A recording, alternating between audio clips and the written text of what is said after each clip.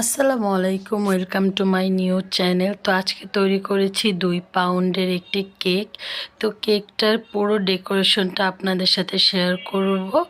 চলুন, প্রথমে আমি কেকটাকে প্যান থেকে নামিয়ে নিয়েছি। 2 পাউন্ডের একটি কেক, খুব স্পঞ্জি। তারপর আমি এখানে নিয়েছি হুইপ ক্রিমটা আমি এখানে 2 পাউন্ডের জন্য 2.5 কাপের মতো নিয়েছি। 2.5 কাপের মতো নিয়ে আমি এটাকে খুব ভালো করে বিটার দিয়ে বিট করে নেব, খুব ঘুরিয়ে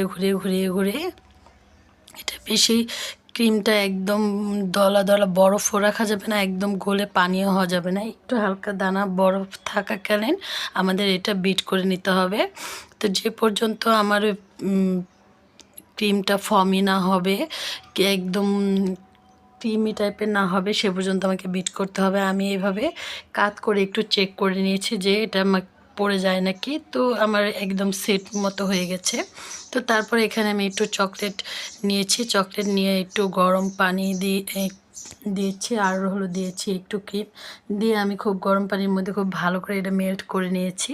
তো মেল্ট করা হয়ে গেলে আমি একটা সাইডে রেখে দেবো। তারপরে এখানে আমি কেকটাকে উপর থেকে একটু কেটে বাদ দিয়ে নিয়েছি, সমান করেছি, আর তারপর আমি মাঝখান থেকে আরেকটা স্লাইস কেটে নিয়েছি। তারপর এখানে আমি একটু ক্রিম বসিয়ে দিয়েছি যেন কেকটা ভালো করে সেট হয়ে যায়।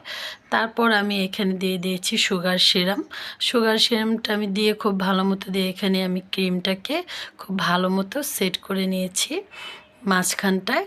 তো এখানে সেট হয়ে গেলে এখানে আমি উপরে যে লেয়ারটা দেব কেকের, সেই লেয়ারটা আমি এখানে বসিয়ে দেব।